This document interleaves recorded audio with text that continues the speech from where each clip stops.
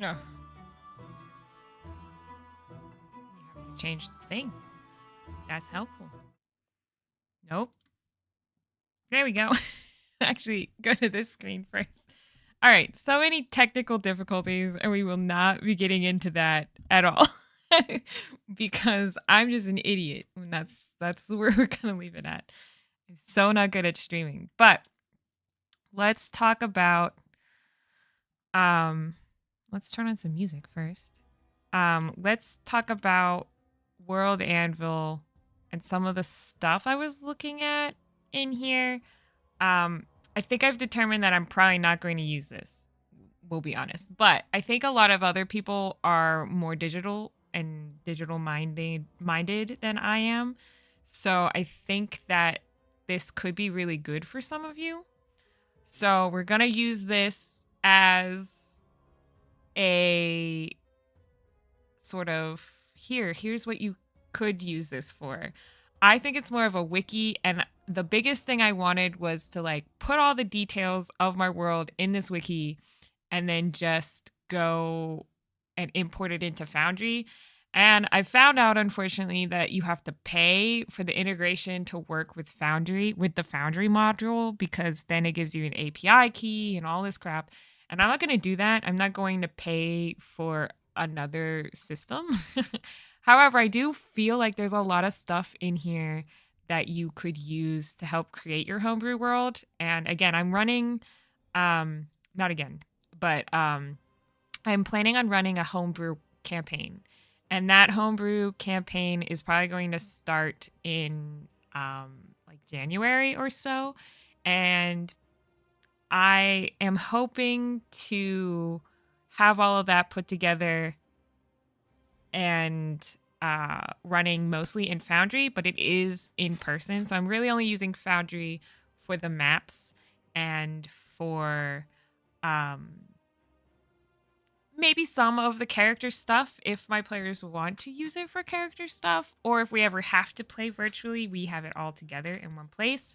But I honestly think that playing in person, especially for my homebrew world, is more where I like to be. I like to DM in person. I like to be able to see people's faces and like not have to worry about all the technology and stuff behind it, and just like roll the actual dice and things like that. So the plan is to run this homebrew campaign in January in person in our new house, which you can actually see some boxes behind me because we're starting to pack so that we can move. It's been a very busy end of the year for me, as it always is, but it's even more busy.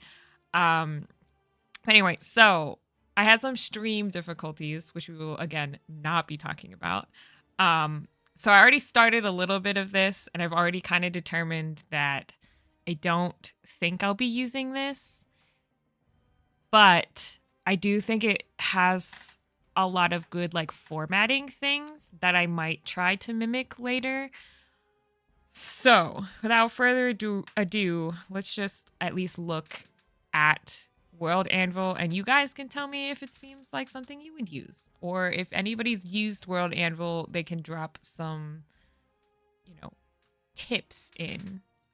But here it is. I've already made like a general world. It's called Aurelia, and in this world, there's actually going to be It's actually going to have a bunch of different cities that are each protected by ancient technology, which is not a spoiler or anything, but they each are essentially living in what's called an aurora sphere. And nobody really knows how this technology works. It's ancient tech.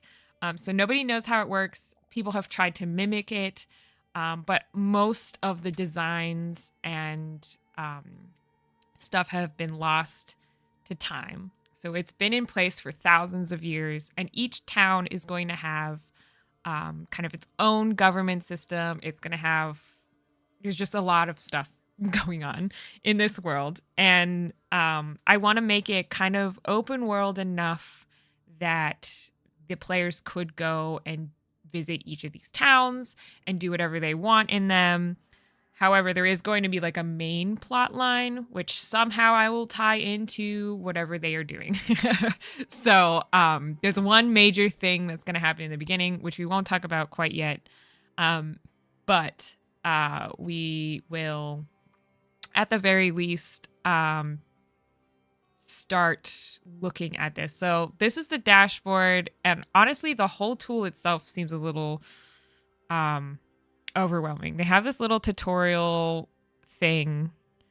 It says establish the meta of your world, and I don't fully know what any of this means. If you get keep your answers brief. Oh, okay. So it's like this is almost guiding, like a guided journal, which I've already got all of this meta stuff. Actually, need inspiration. Okay.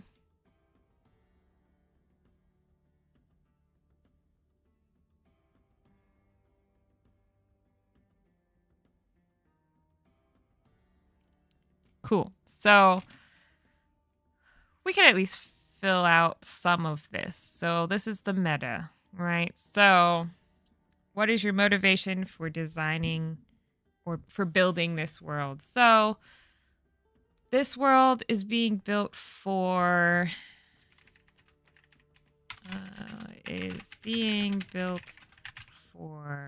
D&D, but also possibly a novel. I've always wanted to write a book, a fantasy book. I don't know that I ever will actually do that or get it published. And I used to do that way more. And this world has been like my brainchild for years. I looked back, I think I started hammering out the full details about 3 or 4 years ago. But since then it's turned into like I have the world building aspect pretty much figured out. It's the conflict part that always gets me, and also the players and predicting what they're going to do, right? Or like those would be the characters in a novel. And so I was kind of hoping that this would, if I let my players like roam around in my novel world, they would help inspire an actual plot line and that kind of things. Like I have an enemy, I have like goals for the enemy. I don't have a name for the enemy. I just have a general depiction of that person and their minions and things like that. But it's the plot and creating a plot and knowing, like I've done a lot of research into like plot development, and you know, I understand like you need certain aspects to make a good story, but I think that just paralyzes me and doesn't actually let me create the story. So I was thinking if I make the homebrew world, put my enemies in there, and then just put 3 or 4 people in that world and see like what they do in it, that would help create the fantasy novel that I've been waiting to create for my entire life. So that's a side goal of mine that I've had since I was like 13. So that's kind of what the purpose is, right? I'm hoping to get out a D&D campaign and a novel. But I want the players to feel like they can do anything in the world, and that what they do will influence the world around them, which it should. All right. So there's that. That's the scope. The theme. Knowing the genre and general technology magic level will help you set expectations about your world. So I have that already. I have my DM notebook that I've had for years. This is the first one. You can tell because it's here. Let me make it bigger. You can tell it's one of the first ones I've made because it's got 9 discs. 1, 2, 3, 4, 5, 6, 7, 8, 9. So, this is the one that I made for me, it's beat up, it's missing pages, it's got extra pages, it's been well loved. I played Horde of the Dragon Queen in this guy. I've got some weird tabs that I put in to make it easier to find stuff. And then I've got part of my homebrew world in this notebook. And then I have part of my homebrew world in this one. This one is newer, but I was also trying to transfer some of my Horde of the Dragon Queen stuff in here. But then that campaign fizzled out, so now I just have, like, I have the stuff for the next session in here, but that's about it. So I might use this as well to, like, help me manage the homebrew campaign. But I also have this Lore Keeper one, which is where I started transferring all my homebrew stuff. And then I have another one over here. I make these journals for me, not for you guys. I have this one. This is my, oh, it's on a not good page for that example. This one is just what I use for session notes for one-shots and stuff. So this is just a Scrivener. So it's just another one of my notebooks, but I use it just for one-shots because one-shots I don't need as much lore and stuff. A lot of times I run pre-made one-shot adventures, so I sell all those if you're interested, but if not, you know, keep watching this because we're going over essentially what would be a lore keeper. But yeah, so I have all of these details in here already about the world. So magic is well known and used, but it's kind of seen as mysterious at times. So it's a fantasy world. So I guess like a medieval time full of magic, which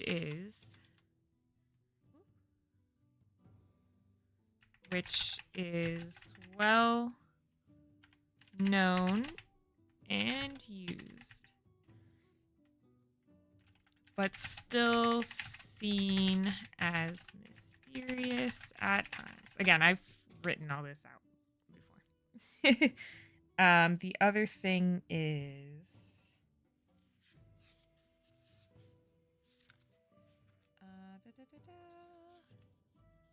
technology. The genre is definitely like fantasy, I guess. Right?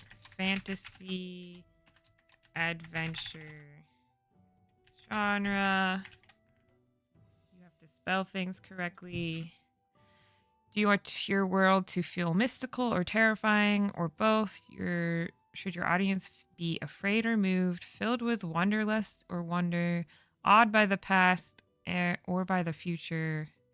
Your world will have a general feel to it, even if the specifics of tone vary from story to story. Okay, so it's supposed to be scary. Not like scary though. It's supposed to be not like horror scary, more like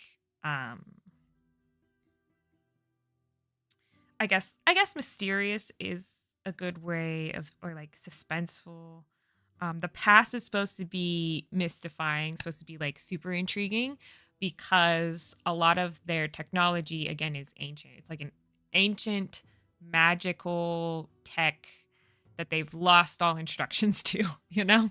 And I want that ancient tech to almost feel like modern day technology, like almost like if, you know, 30,000 years from now, our world as we knew it disintegrated, and then we were in, I spelled something wrong here. And we were in a,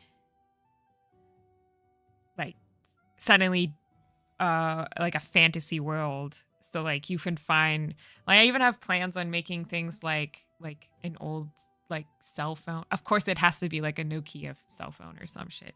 But like an old cell phone found like in the ruins of places and stuff like that. So that's the plan. But so the world itself is supposed to feel, so mystical is a good word. Mystical, but players and / audience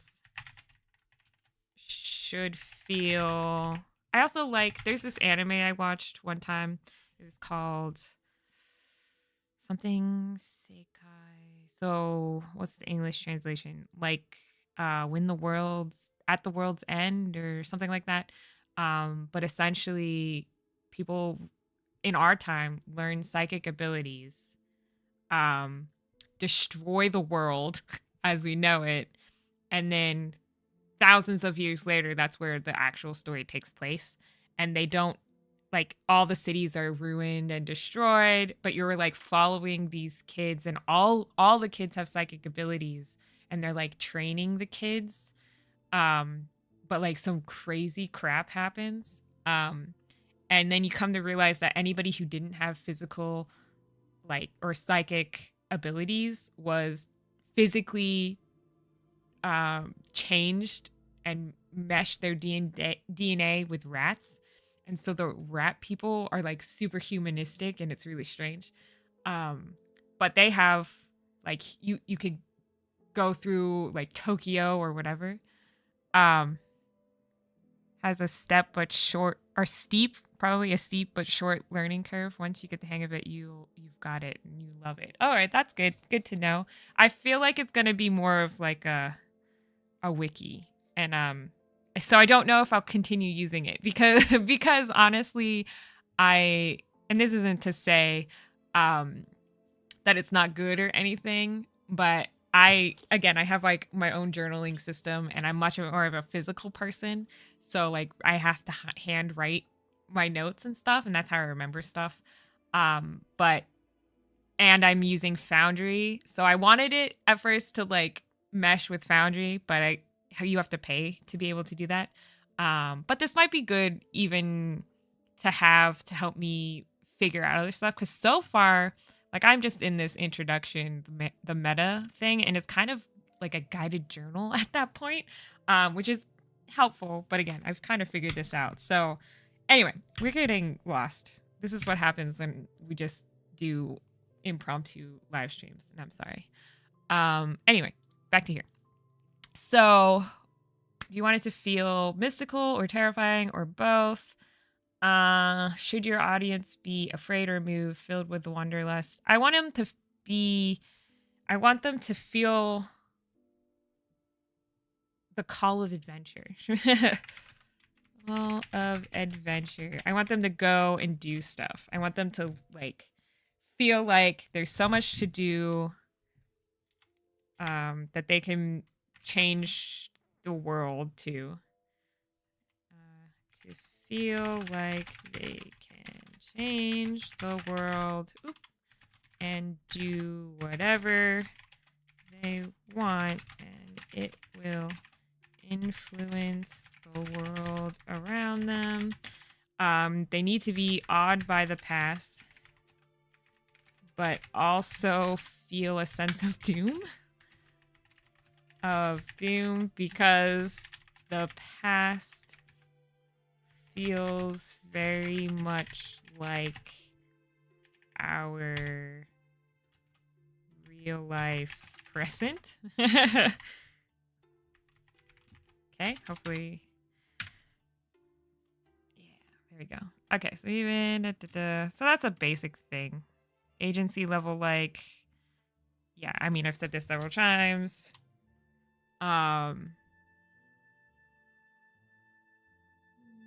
How much power they have? Okay, so on a scale of 1 to 10, it would be like an 8 or 9 level of power to change. And oh god, and influence the world. Because again, like I have monsters, I have a general set of events that I kind of want to happen, but there's really only 2 that are like, these are gonna happen. Everything else, I think I'm gonna let the player's actions influence, because I've run a lot of grim dark. The real world is grim dark. What does that mean? There's a lot of there's a lot of modules that I've done or adventures where I just feel like because the story has a set of events and things, I just feel like um I'm confined to those events, and I don't want to feel that way in this, and I don't want my players to feel that way. I want them to influence the story um because I have the world. The world is in here. That's the problem. The world's in my brain, and I know in general how people would react and what's going to happen. And I know that there's two major events that are going to change the world, but outside of that, um the rest, well, one major event that'll change the world, and then one minor event that is mostly going to just change the characters. um it's a okay, so grim dark, it's a term to describe a certain kind of fantasy setting. Warhammer is a grim dark setting. Oh, interesting. I'll have to look into that more. I'm guessing you're a Warhammer friend, which I also thought about making a notebook for Warhammer people, by the way, um, based on a recommendation from my one friend. He's very into Warhammer, and I like it. I have never played, but I love the minis, and I like love just how much detail he puts into all of them, and like I don't know. Apparently, the lore in Warhammer is really good too. Um, but again, I haven't played, and so I don't know enough. But that's good to know. I'm gonna actually write that down over here on my notebook. Grim Dark, and look into it more off stream. But anyway, so at High Flint, what is the tone of your world? So that would be what? Grim Dark. Ah, Flint. You have to sit. Sit, please. Sit. Thank you. Put your bum down. Yes, I love you. Do you not get enough love? Is that what you're trying to tell me? Oh, geez. Hit the mic. Sorry, guys. I'm sorry. I'm moving the mic a little bit. There we go. Maybe you can hear him because he's right next to the mic now. Yes, you a good boy. Okay, so this would be grim dark, kind of. Let's look that up more, though.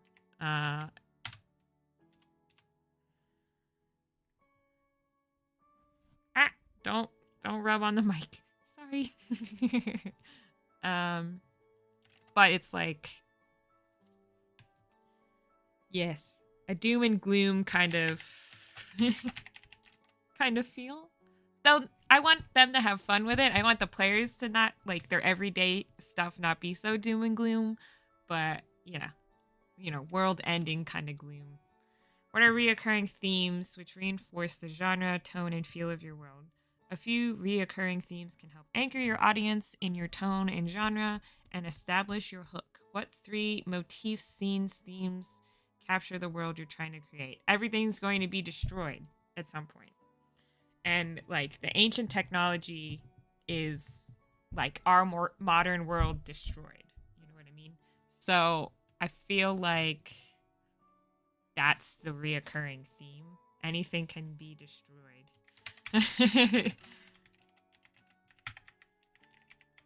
And that advancement isn't always the best. Ooh, you have to spell destroyed right.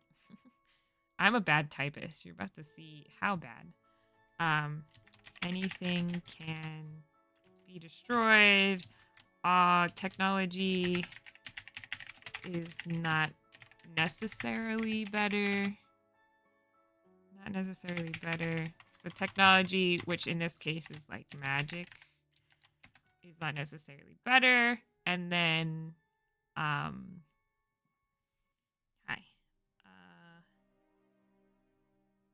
That your actions have consequences. Actions and power. Well, power is fleeting, but I guess your actions while in power can do a lot. Hi, Flinty. Please stop scratching my arm. Ouch, ouch, ouch, ouch, ouch. Okay. Power when your actions while in power can affect the world around you. Okay. I'm trying to rush through this, I guess. Focus. Oh boy. 3 to 5 focal points of your world and focus your world building on. It's a sad truth of role playing that you can't create everything. Decide a few focus points you want to expand on. This will give the impression that your world is very deep and detailed. You can always expand more areas later. So, technology is definitely one, but it's like magical technology. So, ancient, magic technology. That's definitely one. Another one is where people live will determine a lot of the class settings. So I guess class, and for us, it's going to be insiders versus outsiders. So we'll get into that. What is the other thing? Please, please don't. No, don't rub on the mic. I know, you want the pets. Stop rubbing on the mic.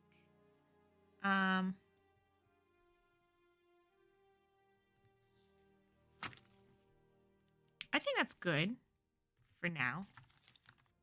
It says 3 to 5, but really, I think the players might determine some of this for me too.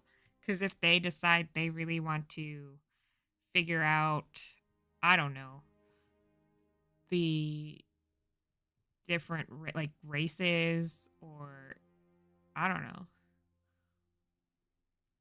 like, because there's going to be different domes or spheres that are going to have different types of government, and so if they want to explore that, they can, but I think that would depend on what they do. So, oh, you're supposed to put them in each one. Here you go. First, second. I think we'll just put governmental differences. Oops. There's an N missing in there. Ouch. Okay. Scene. Describe your world's basic properties. What is the initial scale of your active storytelling space? An island, a region, a continent. It's a continent. All right, Flint, I'm sorry, bud. I need both hands for typing. Okay. So, a continent. Defining your initial active setting doesn't mean your players can't go elsewhere. Okay, a continent, and the starting point is a city, which I named Asgar's Point.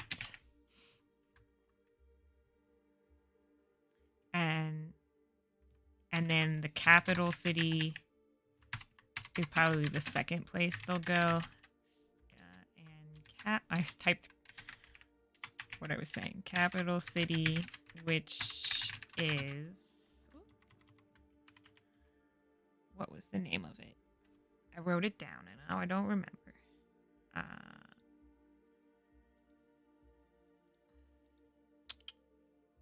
I can't remember. I'll come back.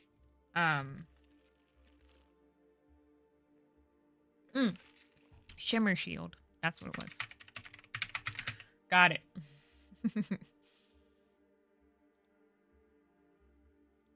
All right. What are the fundamental differences in the natural laws of your world compared to Earth? Does your world have magic or altered gravity? Yes, no. Gods wandering the world. Okay, so this is in my world building section. So, big difference. We have 2 moons. 2 moons. 1 moon. 1 moon circles the other moon. and is much smaller. That's a astronomical difference, I guess. Magic is well known and used for everyday things. The other thing is outside the domes, there is extremely dangerous, which makes farmers and the farming lifestyle almost revered. Revered. How do you spell revered? Revered. Is that right? Who knows? Because of that. Because you have to be kind of badass to be a farmer. I mean, you have to be badass even now to be a farmer because you guys wake up early and it's like, it's hard work to grow food for our country. So, but in this case, you have the added complication of monsters. So in this world, a lot of the farmers and stuff, you have to be versed in combat. You need to have some magical skill. They actually train farmers in the domes and then send them out. They pay them super well to do that. And then they also have a magical guard. Not a guard. It's the honor guard, and they will help take people from place to place too. But you also have to pay them a lot. But yeah, so there's that. So if you live outside a dome, it's bad. How did this world come to be? What's the dominant religion? The Children of Suns believes that the world is the child of the twin suns, Law and Tho. Oh. In reality, the world was intentionally created from a nebula by aliens who will be back to check on it someday. How did the world come to be? I like the idea that aliens created it, but I don't know that that'll ever come into play.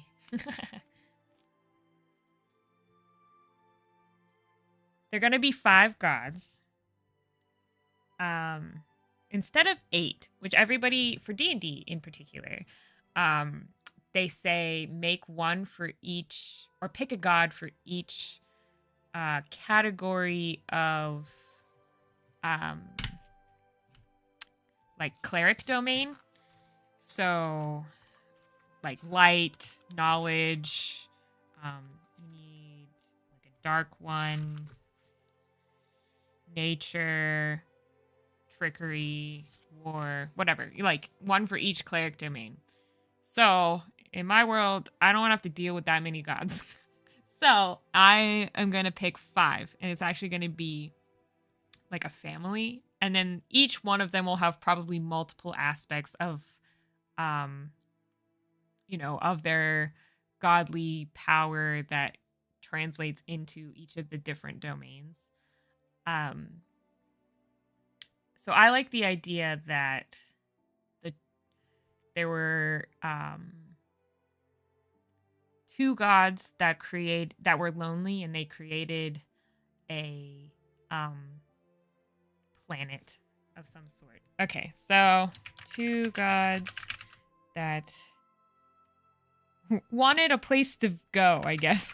Wanted a place to go and to experience new things together.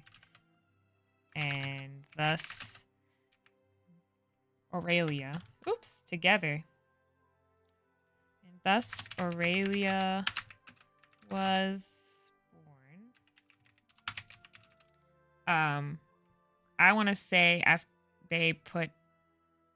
they added people of different races and etc. Ultra. That's a good point. Am I saving them? No. This isn't an article though. This is a whatever the meta is. But I'll save. Look, I hit the button. What does added people of different races so that they could experience different cultures.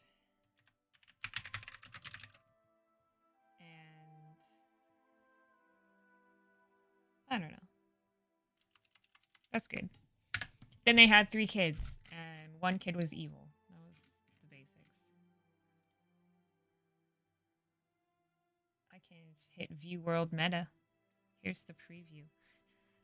But I don't have the free, or I have the free version, so I guess in the other one you can get rid of all of these ads. But yeah, the motivation. Okay. Focus. I like that it's all in one place and I can come back here and look at it all. Scene. So, initial active setting. Yes. 2 gods. Oh, yeah. See, this is the stuff where it's just writing in. That's pretty cool, though. I like the look minus the ads. Edit them. Oh, word, I'd need line breaks. No, I think because this is like almost, they already have like sections here for each of this. That probably not.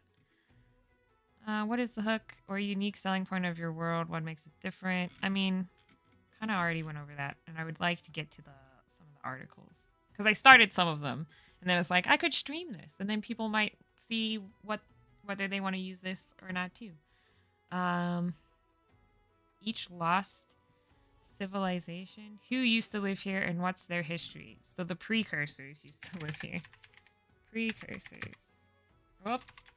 Precursors. I have a whole section on that.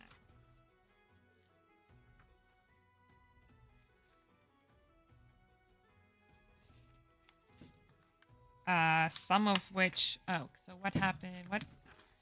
They developed technology. I feel like this should be a heading. Because there might be other... There's a Scylla Kingdom, too. Actually.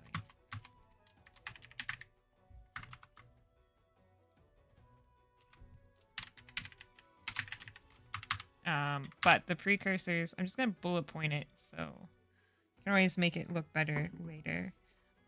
They were the founders of the Age of Enchantment. This is where most of the magic tech,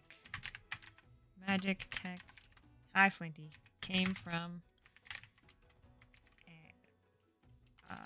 Don't get my pencil, silly kitty. Hi. Magic tech came from here.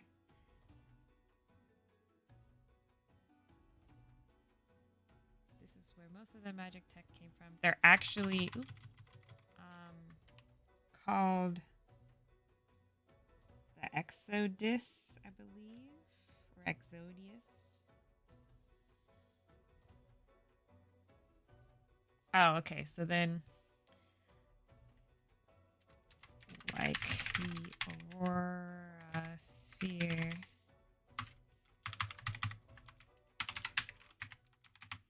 Then some speculate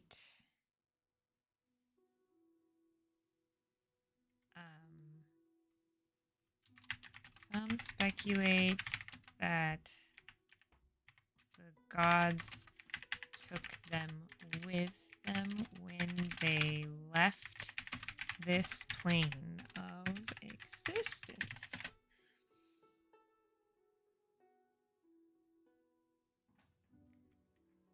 Oh, existence is spelled wrong because I'm good at spelling.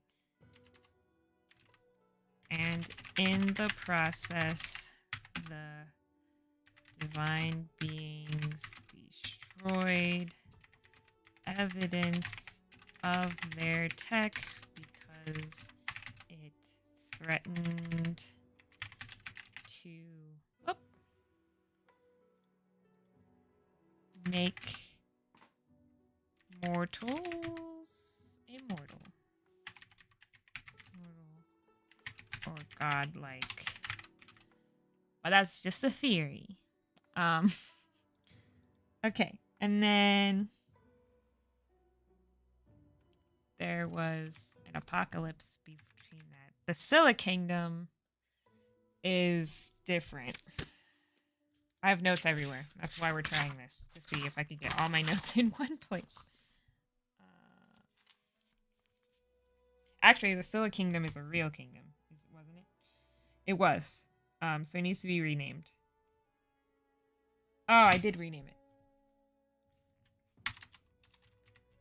Sun Xingdui. Okay. They were wiped out by some unknown force.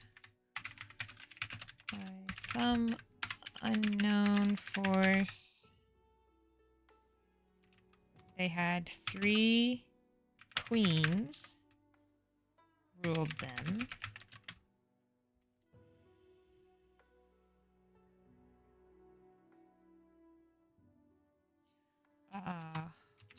One ruled the land. And helped with conquest. One ruled the divine, determined religion and religious beliefs. And one, what was the last one?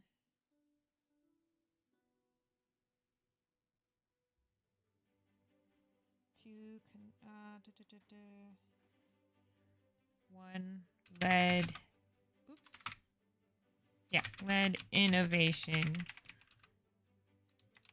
from simple farming to the gold and bronze age. There's a lot.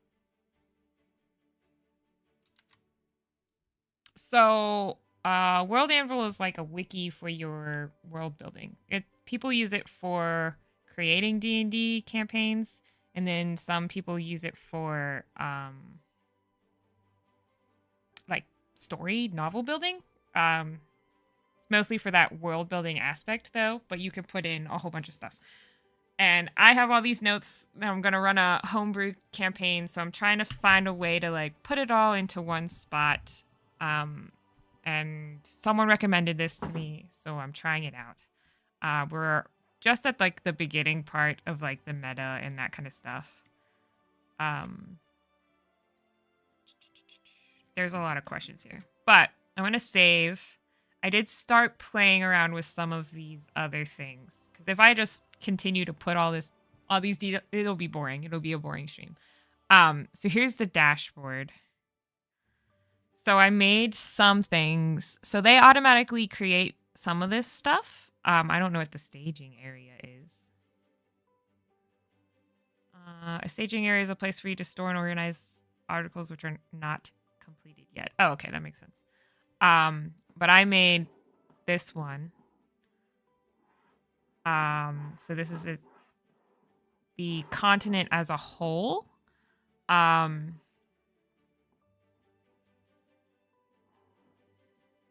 You can add maps and stuff to this, but I haven't done that yet. I guess I should probably do that. Oh, edit. Not quick edit. Can I connect a map to this? Probably down here, huh? Show template specific. This would be the parent, to be honest. Owning organization, alternative names, geography, eco. Ooh, look at all these. Climate, flora, fauna, history, tourism. Okay, cool. I like that they have all of these here for you already. But I also have a map, so oh, sidebar content. Let's just look at what this is. All right, test top. just to see what it looks like. Test top. So it goes like above here. Interesting. World Atlas. Okay, cool. Go back to that though and delete it.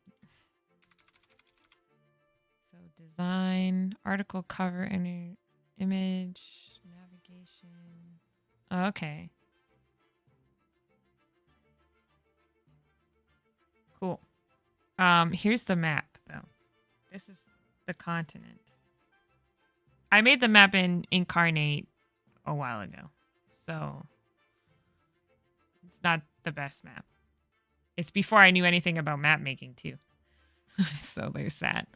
But this, I started to put some of the places in here.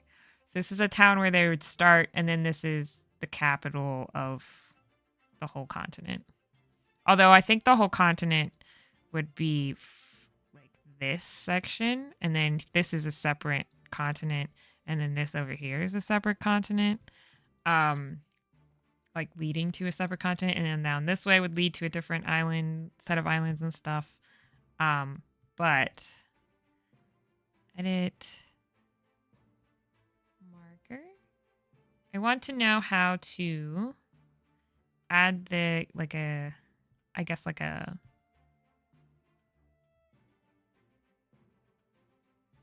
article about it, right? Because this is the whole continent. How do you add that to the map? That's the real question. It's not a good map. Don't say that. It's not a good map. This is, it's just fine. It's fine, but you can link articles and track your game. Players can access it. You can add pictures too. It's really great for world building. GMs. Yes, that's what World Anchor is. Some GMs go all out with customized everything. Looking at other people's work is inspiring. Yes, because a lot of other people are probably way better at this, which is fine. I don't care as long as... What does this do? Create new article. Oh, what's this? Oh, get this one away. Okay. So how do I link one that's already... It's one of the tools on the bottom. Okay. Can I just link it?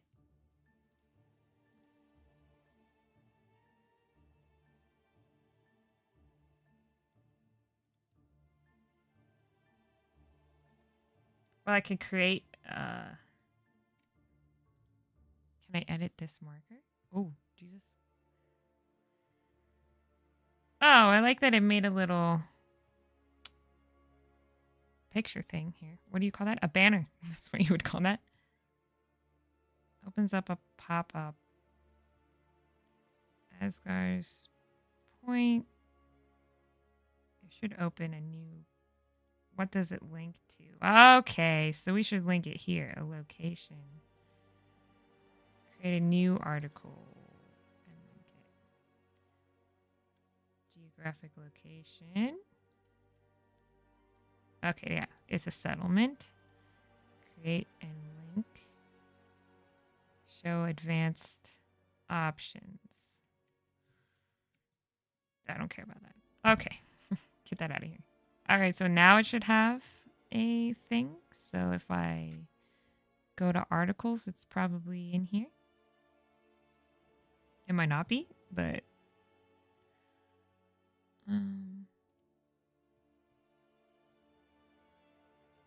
It's so hard. There's just too many things you can do here, I think. Ethnicities and culture. Campaigns. Jesus. Important locations. That's where it would be. But yes, there's a learning curve for sure. Okay. Go back here. I don't have like 6 of these open, do I? Probably do. Right click on the map to add. I just want to. Oops. Well, okay. Hmm.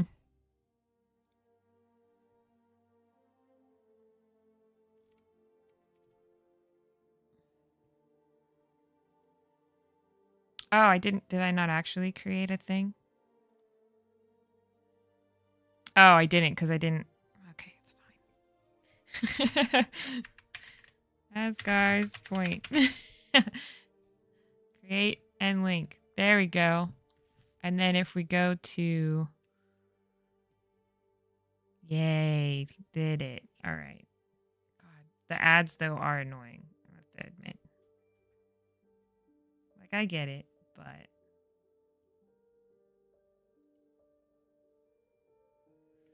Sections. Design. Okay, so content.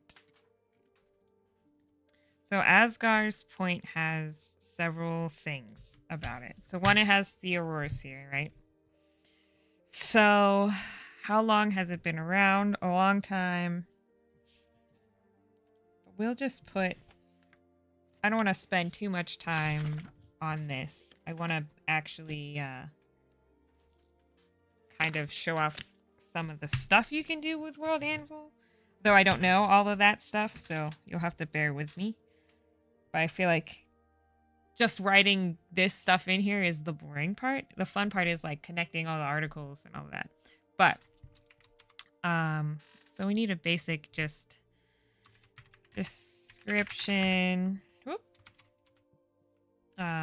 This town is, well, it's more of like a city. This city has been was built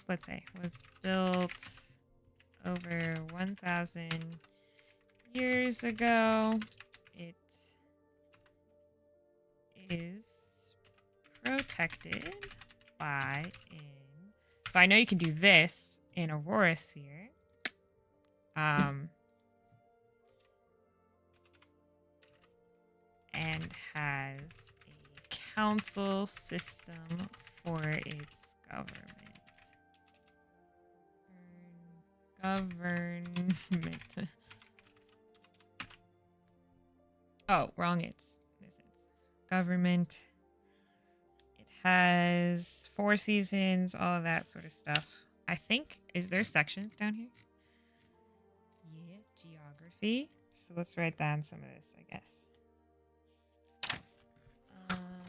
Not that part.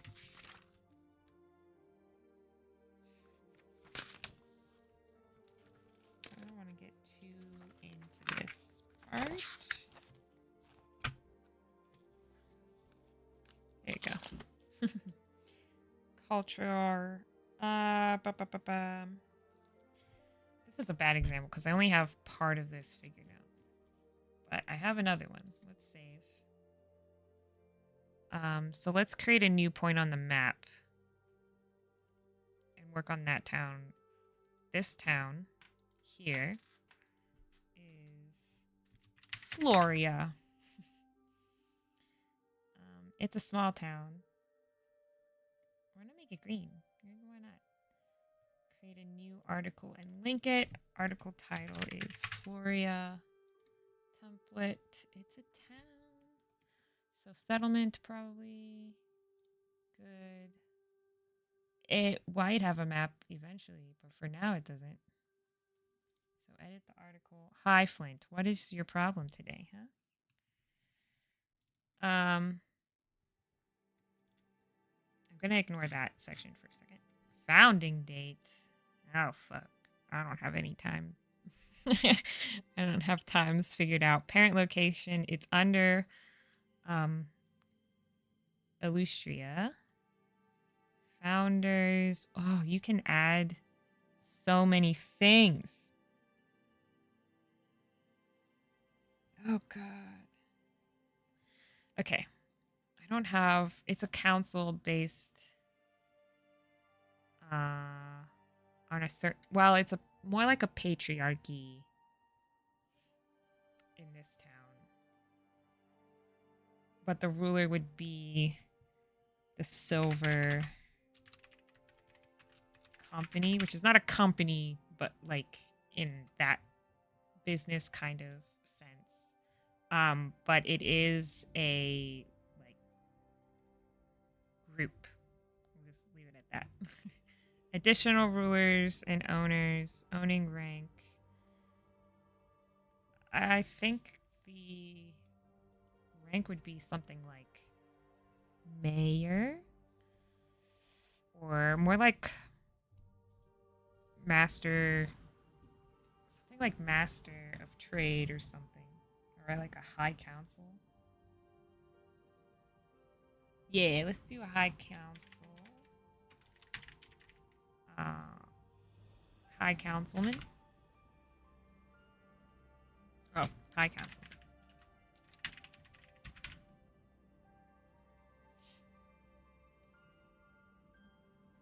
Flint. Hi, Flint. Alternative names, also known as nothing. There's nothing for that. Population of a couple hundred.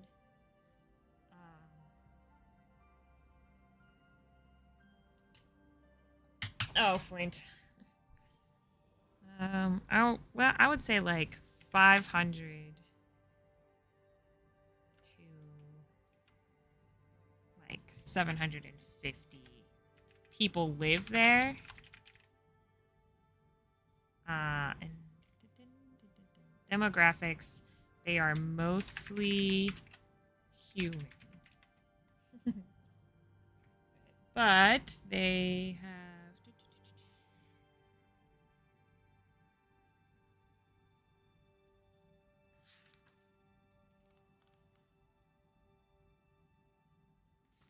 that's good.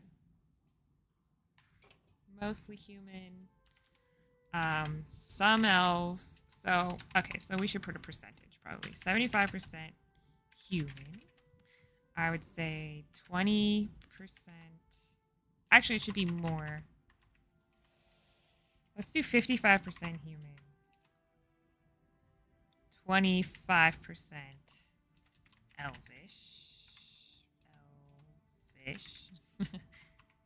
I'd say 10% dwarven. Dwarven or yeah. And oh, I'm glad you like my Foundry tutorials. I'm hoping so. That was the problem. I think that you can actually use World Anvil, and someone can correct me. You can use World Anvil and import it into Foundry. But when I was looking at it, I think you have to pay for World Anvil to do that. And unfortunately, I think it's like $50 for a year. So I won't be doing that. But the fact that it has the ability to was the reason that I was like, oh, I'll try it. So, and I know that a lot of other people too, like I'm a very, like I like to write my notes out and I like to plan it out. Writing it, the actual act of writing, helps like connect things, kinesthetically, so that I can. It just helps me remember crap. It's just, yeah. So I write things down a lot, and so that's why I have like all of these different notes and stuff too. Flint, you gotta stop. All right, but. So far, I like it. It seems like this kind of is almost a guided journal too, in a sense. Oop, whoop, whoop. Oh no, how do I not make it? Oh, how did I do that? Wait a second. Oh no, how do I just make it back to... Well, we can do this good old fashion. Okay. Anyway, that... What is this? But But yeah, I think that like, if you have other things you guys want me to try, I'm down to try any of them. I've also considered looking into Obsidian because a lot of people like Obsidian, but again, I'm not the best for those kinds of systems because I've even used Notion, and I use Notion a lot for my world building stuff, like mostly for my one shots, and I like it, and I also use it for just work related stuff. But at the end of the day, when it comes to D&D and world building, I'm a physical notebook kind of gal, and so I don't know what's best. But there are so many tools out there, and if you're just using OneNote or Google Drive Docs and stuff, shame on you, because I feel like there's so many better tools. OneNote's not as bad. If you're using OneNote, you're a little bit better than the giant Word doc people. But I just think there's so many other things out there. Ow! That was my lap. That do this world building aspect much better than that. So I highly recommend at least looking into other things. But if you guys want me to try for you, I'm down. I don't care. I always have my physical notebook, and I'll always be a physical notebook kind of gal, but I don't mind trying things and looking into them. And who knows? Maybe one day I'll find a digital system that was meant for me. I doubt it. But who knows? Anything could happen. Someone do the math. So 65, 70, 80, 90. So 10% everything else. This is a council-based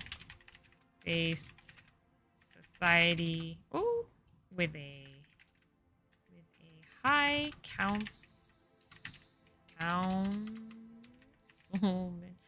Can I learn to spell councilman?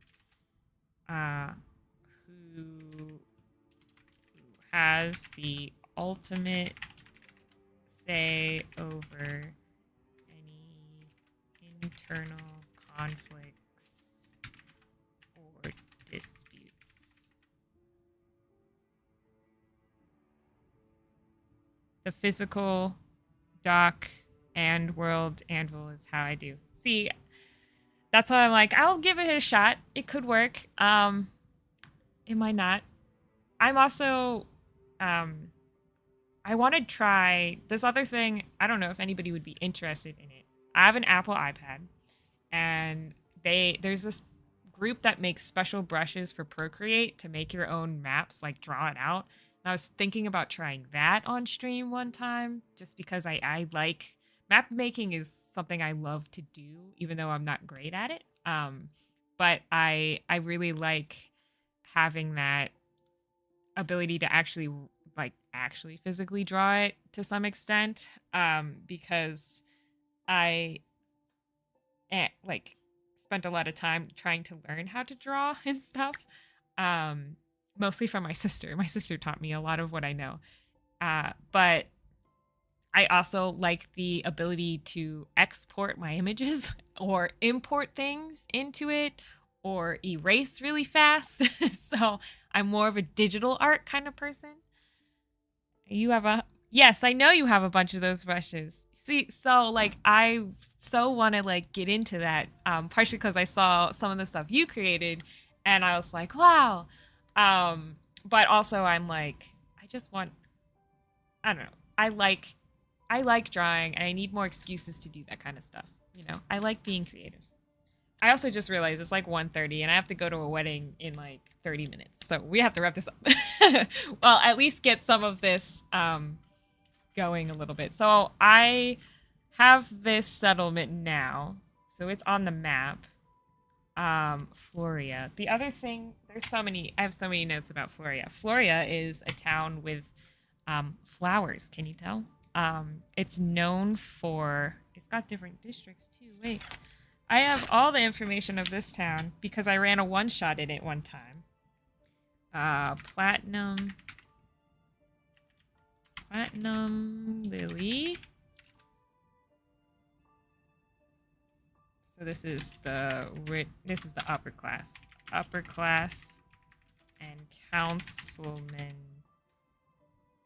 high council, I guess. High council live here. Let's look. Golden Rose. Largest section. It's the middle class. There's Azalea Market District, which is self-explanatory.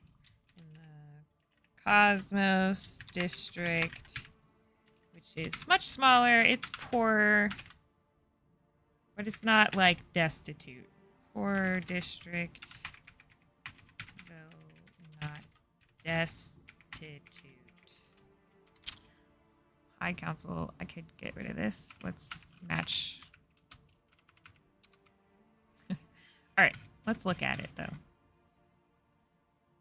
I don't have maps for this either. So that's another thing. Maybe I'll make some maps and put them in here, like play around with this more on my own without an audience. And then we can see, oh, okay, so it's located under, yeah. But how do I put the map in here? Okay, wait. Can you add?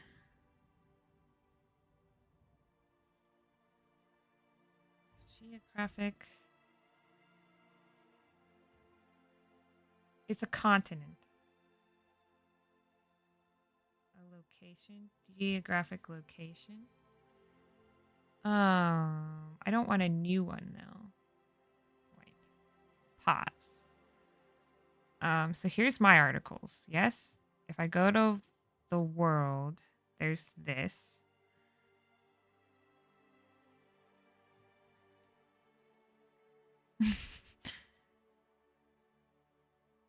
Your English seems fine if you can type full sentences like that, just so you know. English is a hard language, so I commend anybody who can speak even a little bit. On the opposite spectrum, I'm learning Chinese and it's equally as hard. So if you can learn both Chinese and English, I feel like, I don't know. One, you've got it made because that's like most people speak. Those in Spanish is pretty popular too. I'm sure Arabic is pretty popular as well. I bet Arabic is really hard. But anyway, I feel like if you can say full sentences like that, and a native English speaker like me can understand you, then I think you're doing a really good job. So congrats. Download your picture and then insert it with the icon on the article. On the article? So put it in here. Okay. Wait, not what I want. Edit.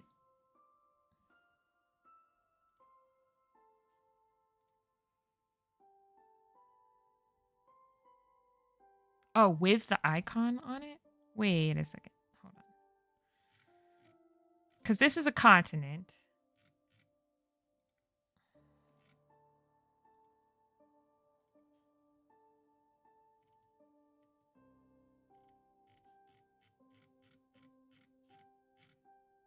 Hey, okay, so if I go here.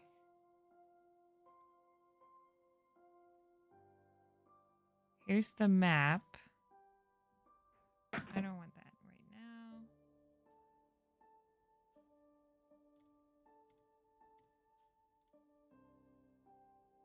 now. Oh, wait. Okay, so related location.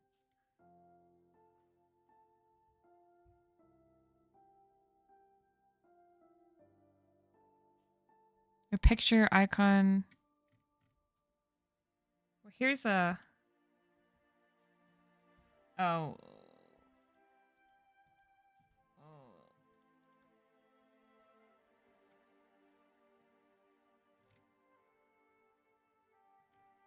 So if I go to the article, go to the picture location is what you're telling me. Like, I only know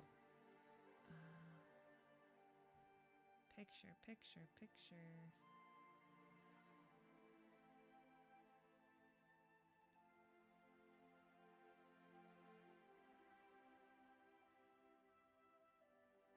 Article cover image. Can I upload something here? Type name from your library. I don't know what the name of it is. Please hold. Over here. Oh, it's probably this. Oh. Oh. Cool. Oh, I didn't save. Oh, there we go. All right. All right. That's cool. We figured it out. It was a struggle. I don't know what I'm trying to do, sir. I'm winging everything. So that linked it here, but isn't there a way to link it? Like, does it link it on here? Because this says it's the world, but this section here is the continent. Does that make sense? So if I look at all these, oh, don't close that one.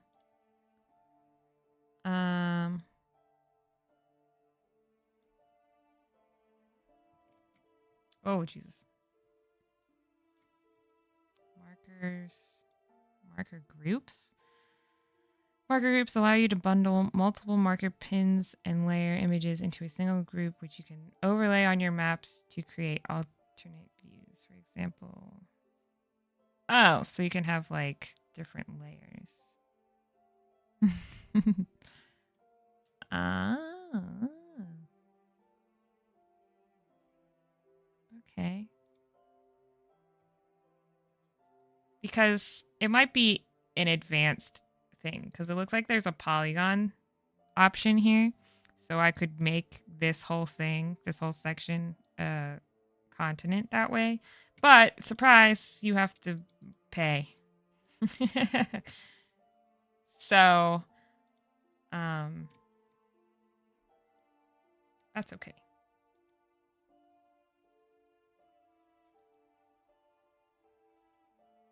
They have a Discord and they respond quickly. Okay. Well, no worries, because I also have to go soon. So, but I do want to like try some of these other things. Oh, so they already created. Let's look at it. Oh, of course, there's nothing in here. Oh, so this is for. Wait a second. Go back. So this is the history. This is the adventurers. So this is like what events are happening. Create a new historical entry. Let's try it. So one of which is. Please hold. Nope. It's here somewhere. Give me a second. There we go. So, precursors time. This is history. Starting date, I don't know. Okay. God, timelines are hard. It was like 100 years before the modern, not 100, 1,000 years before the modern age. So let's do 1,000. Should have like a letter number system, huh? And then the ending date would be like 2,000. Important era is really what it is. Type.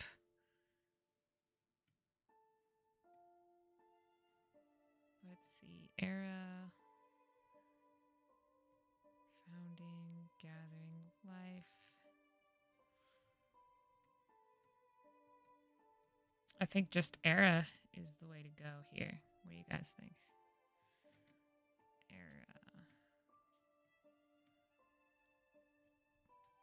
We should not make this perfect, huh? We should make this like 1989. No, wait. That's like 85. All right. So just do that. Okay. Can I make another one? Oh, did I make it twice? No. Okay, so that's the era. So if I add some things into the era, right? So we create another one. Is there a way to do this faster? Probably. Okay, so wait, that edits that. Create a historical entry. So Ascension happened in 86.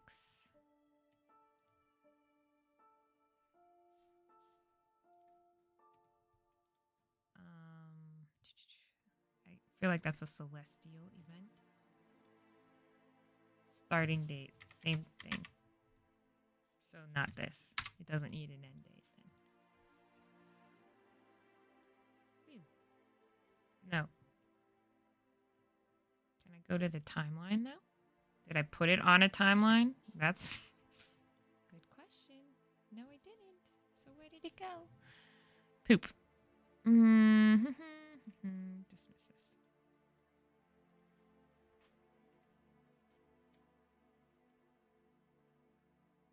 Celestial. There we go. Save changes.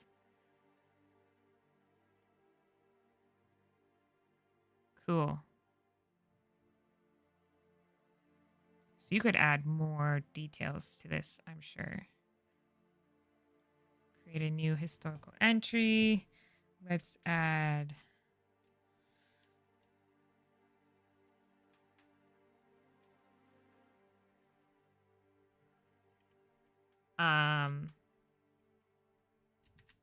creation. Nobody knows when it happened though. But it would be year 1. I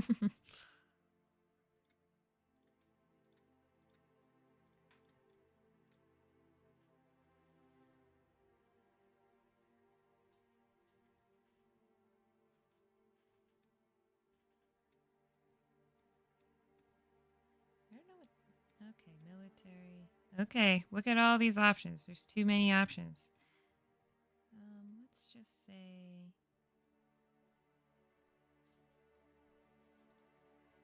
celestial. The gods created Earth. We'll call it Earth with an F because it doesn't have a name yet. Aurelia is what it is, I guess. Aurelia. Save changes. Okay, so yeah, now we've got major events. We've got this. There's events that happen in this, though. So let's create an entry in that just to see what it looks like. Creation of the first Aurora sphere. Oops, I keep wanting to put the P before the or after the H, and that's wrong.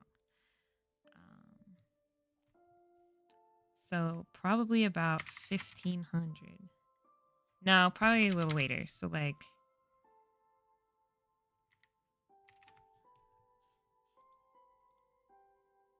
construction, cultural event, technology. There was a technical one. Technological achievement.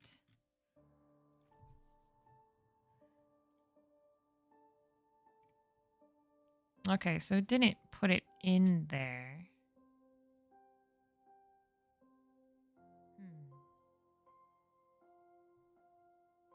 But that's okay.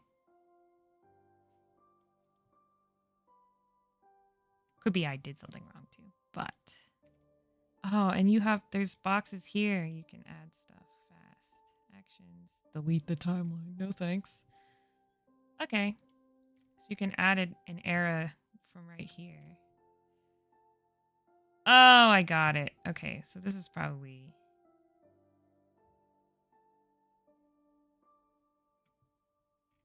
how you do it better than what I've done. But that's okay. All right, we really have to really do have to go.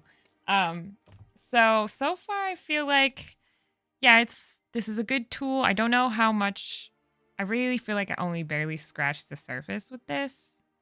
So, yeah, they do have a Discord and stuff. If anybody else has used World Anvil and has something in particular they want me to try to create in this so that I get a better sense of this or whatever. Oh, there's Flinty. Um, I like just let me know and because there's even stuff I already made the screen big, but I know for a fact that I'm also going to need a special class. And I was looking at this at one point, and here's like my stat blocks and sheets. And this is where you can like create your own class, and it includes sections for everything. And I thought that was super helpful. I am kind of basing it off of an artificer class, but yeah. So I might like try to go ahead and do that kind of stuff in here. The other one I thought that was pretty cool was, where did it go? I missed it. Oh, like we didn't even touch the gods and the deities and stuff. Like I feel like this has a lot of stuff you can do in it. And then the campaign stuff is all in here. So, which is the part I probably need the most assistance with anyway. Yeah. There's going to be a lot. So, here, let's at least look at the world. Created by me, Kai Chu. So yeah, so like some of this can get deleted, I'm sure. But yeah. The ads are so annoying though. So I just don't know. I don't know that I'd pay for it. I'll show like pricing, I guess. I could do that, huh?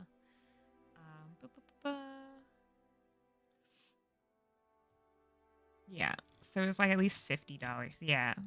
And like, I don't know that I would necessarily want to pay that at this point. I'd still want to play around some more in it. I will let you guys know. Maybe I'll do like a review video.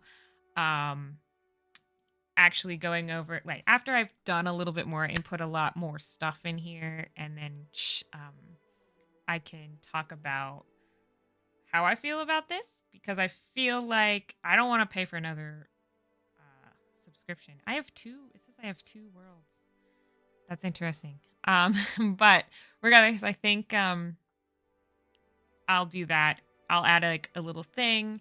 If I end up paying, then I could upload it into Foundry directly, which would be nice. But again, how much of that do I actually need? Because this campaign will be in person. So there's a lot to like think about when it comes to things like this.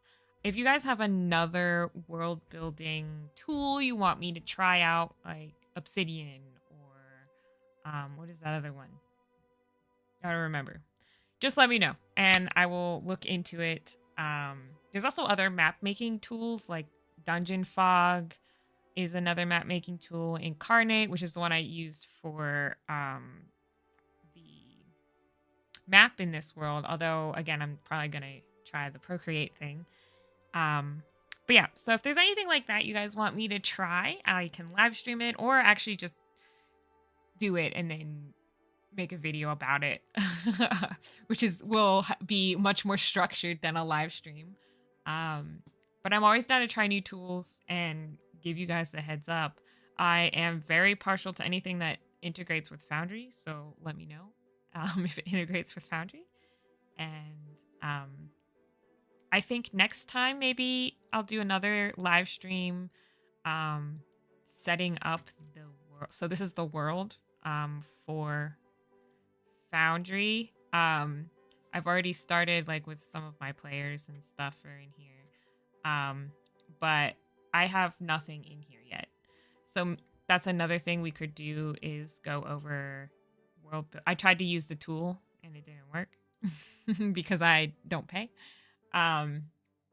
But I could go over world building in Foundry as well, kind of taking some of this stuff and put it in here and show that off because their journal system is much more different. I don't know if you guys have been using the new system or not, but it's got different organizations, so I feel like it's a little bit easier to use too. So yeah, you guys let me know. As that's I don't know.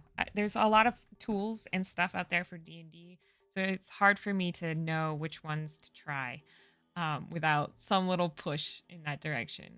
But yeah, overall, I would say um, World Anvil seems like a robust tool for a lot of different aspects of world building. I like that it's guided a little bit, and I like that um, everything links pretty easily. You could just reference anything, and you can create multiple entries in one place as you go.